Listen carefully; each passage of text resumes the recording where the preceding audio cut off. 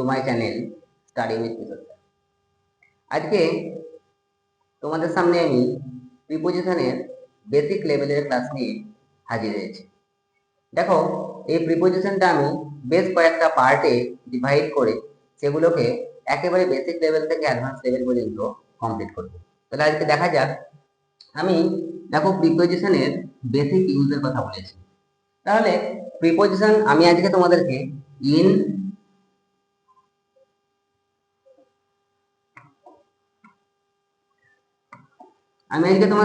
In, on এবং at এই তিনটে কোথায় কোথায় ব্যবহার করা হয় সেই জিনিসটা তোমাদেরকে এই ক্লাসের মধ্যে শেখাবো।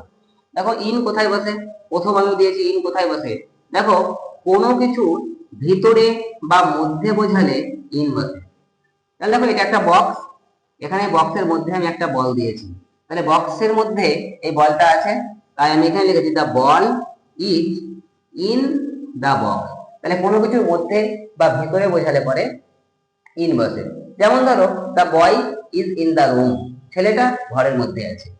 তারপরে দেখো বলেছি বড় জায়গার নামের আগে ইন বসে। তাহলে বড় জায়গা বলতে শহর, দেশ, মহাদেশ প্রভৃতি। তাহলে দেখো, ইন কলকাতা, তাহলে কলকাতা একটা বড় শহরের নাম, সিটি, সেই জন্য আমরা এখানে ইন বসালাম। ইন ইন্ডিয়া, এটা একটা দেশের নাম, সেই জন্য দেশের আগে ইন বসছে। তারপরে এশিয়া একটা মহাদেশ, সেই জন্য সেটার আগে ইন বসছে।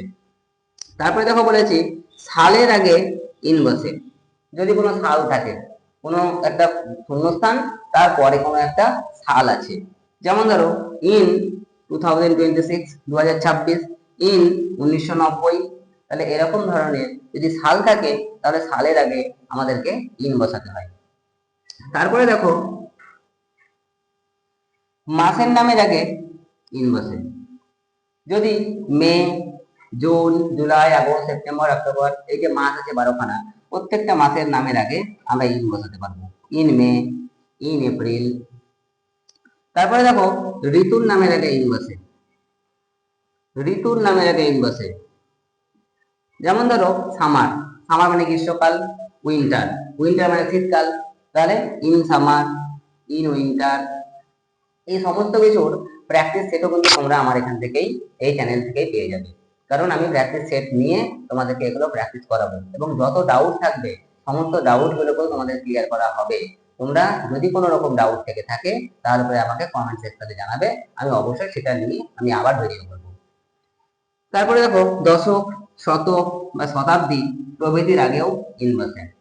দেখো in 19th century, in 5th decade. তাহলে ডিকেড, ডিকেড মানে হচ্ছে দশক, যেটাকে আমরা বলি 10 বছরের সমাহার, মানে 10টা বছরকে একসঙ্গে বলা হয় একটা ডিকেড। আর সেঞ্চুরি, সেঞ্চুরি মানে সবাই জানো 100 বছরের সমাহার, 100 বছরকে একসঙ্গে একটা সেঞ্চুরি বলা হয়। যেমন সবাই খেলা দেখো তোমরা, খেলাতে 100 রান করলে বলা হয় একটা সেঞ্চুরি হয়েছে, সেরকম। তাহলে সেঞ্চুরির আগে আমরা ইন বসাবো। এখানে তোমার ডিকেড, ডিকেডের আগে ইন বসাবো, ঠিক আছে। তারপরে দেখো দিনের বিশেষ কিছু সময় আছে, যেমন ধরো মর্নিং, ইভিনিং, আফটারনুন, এইগুলোর আগে প্রভৃতির আগে আমরা ইন বসাবো। যেমন ধরো in the morning, in the evening, in the afternoon, ঠিক আছে। এই হলো আমাদের ইনের বেসিক ইউজ। এবার আমরা চলে আসবো পরবর্তীতে অন। দেখো অনের ব্যবহার, অন মানে কি? অন মানে আমরা জানি উপরে, উপরে, কিন্তু কখন উপরে হবে? যখন উপরিভাগ, উপরিভাগ স্পর্শ করে থাকবে, উপরিভাগ স্পর্শ করে থাকবে, তখন কিন্তু আমরা অন বসাবো। যেমন ধরো the pen is on my hand, the pen is on my hand. দেখো এখানে হাতের ওপরে স্পর্শ করে আছে, সেই জন্য অন হলো।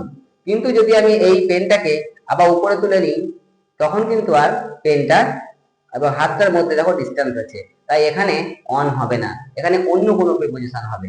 সেটা আমি পরবর্তীতে অ্যাডভান্স ক্লাসে যখন আসবো তখন আমি সেগুলো বোঝাবো। দেখো কোনো কিছুর উপরে বোঝালে অন বসে। দেখো এটা একটা বক্স, এই বক্সের উপরে দেখো একটা বল আছে, বলটাই উপরিভাগটা স্পর্শ করে আছে, তার মানে আমরা এখানে অন বসাতে পারি। যেমন ধরো the ball is on the box, দেখো এখানে অন বসিয়েছে, বক্সের উপরে আছে। তারপর দেখো বারের নাম সানডে, মানডে, টুইসডে, ওয়েডনেসডে, তাহলে এই সমস্ত বারের নামের আগেও আমরা দেখি অন বসে। দেখো সানডে, তাহলে অন সানডে, মানডে আছে অন মানডে, ঠিক আছে, বারের নামের আগেও অন বসাতে হয়। তারপরে দেখো তারিখের আগে অন বসে, তারিখ। আমরা আগে একটা শিখে এলাম যদি কোনো মাসের নাম থাকে তাহলে তার আগে ইন বসবে, কিন্তু দেখো ওই মাসটাকে ব্যবহার করে আমি এখানে তারিখ করে দিয়েছি 5th জানুয়ারি, এখানে কিন্তু আমি আর ইন বসাতে পারবো না, কারণ এখানে নির্দিষ্ট করে 15ই জানুয়ারি যে দিনটা সেই তারিখটাকে বোঝানো হচ্ছে, সেই জন্য এখানে আমাকে অন বসাতে হবে, অন 15th জানুয়ারি।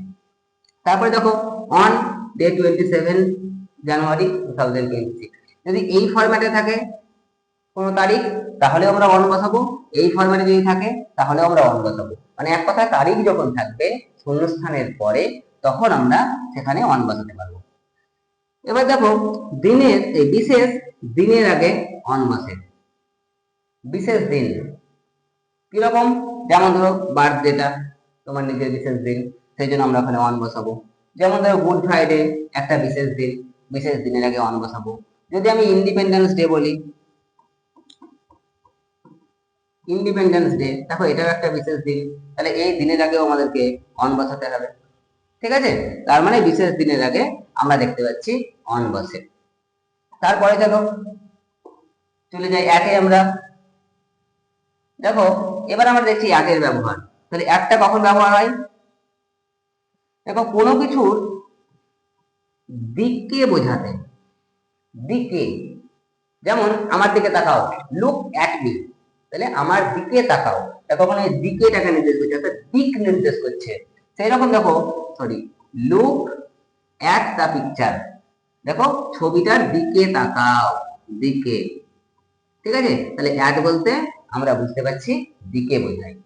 তারপরে দেখো এক ছোট জায়গার নামের আগে ও ছোট জায়গায় উপস্থিত বোঝালে অ্যাট বসে, ছোট জায়গা যেমন গ্রাম, কোনো পাড়া, ছোট কোনো এলাকা, হ্যাঁ, তাহলে এইরকম জায়গায় যদি উপস্থিত থাকা বোঝায় বা থাকা বোঝায় তাহলে পরে আমরা দেখবো অ্যাট বসে। দেখো হি লিভস অ্যাট সাগরদিঘি, দেখো সাগরদিঘিটা একটা ছোট গ্রাম, গ্রামের নাম, তাহলে এই গ্রামে বাস করা বোঝাচ্ছে, ছোট জায়গায় উপস্থিতি বোঝাচ্ছে, সেই জন্য ওখানে অ্যাট বসে, ঠিক আছে। তারপরে দেখো হি ইজ ওয়েটিং, সে অপেক্ষা করছে অ্যাট দ্য গেট, দেখো বাড়ির দরজার কাছে, স্কুলের দরজার কাছে, রেল স্টেশনে, তাহলে এরকম ছোট ছোট জায়গায় যখন উপস্থিত থাকা বোঝাবে তখনও কিন্তু আমাদেরকে এখানে অ্যাট বসাতে হবে, হয়েছে। তারপরে দেখো সময়ের আগে অ্যাট বসে, যখন কোনো সময় বোঝায়, যেমন ধরো 6 AM 5 PM এরকম ধরনের যখন কোনো ফরম্যাট থাকবে কোনো টাইমে, তাহলে পরে আমরা জানবো সেই টাইমের আগে আমাকে অ্যাট বসাতে হবে, ঠিক আছে। তারপরে দেখো দিনের কিছু বিশেষ সময় আছে, আমরা যেমন ইনের ক্ষেত্রে দেখে এলাম, সেই রকমই অ্যাটের ক্ষেত্রেও দিনের কিছু বিশেষ সময় আছে, যেমন ধরো নাইট আছে, নুন আছে, মিড নাইট আছে, ঠিক আছে। তাহলে দেখো এইগুলোর আগে আমরা সবসময় কিন্তু অ্যাট বসাবো, যেমন ধরো অ্যাট নাইট, অ্যাট নুন, ঠিক আছে। কিন্তু আবার দেখো মর্নিং এর আগে, যখন আমি মর্নিং করে দেবো এটাকে, তখন কিন্তু মর্নিং এর আগে বসে যাবে ইন দা মর্নিং, ঠিক আছে। যখন আমি ইভিনিং করব ইন দা ইভিনিং, এগুলোতে কিন্তু আমরা কোনো সময়ই অ্যাট বসাতে পারবো না, তাহলে এই নির্দিষ্ট ব্যবহারগুলো আছে, আমাদেরকে এই ব্যবহারগুলো অবশ্যই জানতে হবে। আর প্রিপোজিশনটা একটা অতিরিক্ত গুরুত্বপূর্ণ চ্যাপ্টার, যে চ্যাপ্টার থেকে তোমরা প্রতিটা কম্পিটিটিভ এক্সামে, প্রতিটা ক্লাসের এক্সামে সব জায়গায় কিন্তু কোশ্চেন পাবে। তাই প্রত্যেকের কাছে আমার অনুরোধ এই প্রিপোজিশন চ্যাপ্টারটা অত্যন্ত ভালোভাবে তোমরা শিখে রাখবে এবং এইটার উপরে তোমরা দক্ষতা তৈরি করবে, কারণ আমি জানি অনেক ছেলে মেয়েরই এই প্রিপোজিশনে একটা ভয়, আতঙ্ক আছে, কিন্তু কোনো ভয় নাই, সেই আতঙ্ক বা ভয়টা কাটানোর জন্য আমি আছি। যদি ভালো লেগে থাকে তাহলে আমার পাশে থেকে আমাকে সাহায্য করো এবং আমার চ্যানেলটাকে সাবস্ক্রাইব করো, লাইক করো এবং বন্ধু বান্ধবীদের মধ্যে শেয়ার করো। Thank you.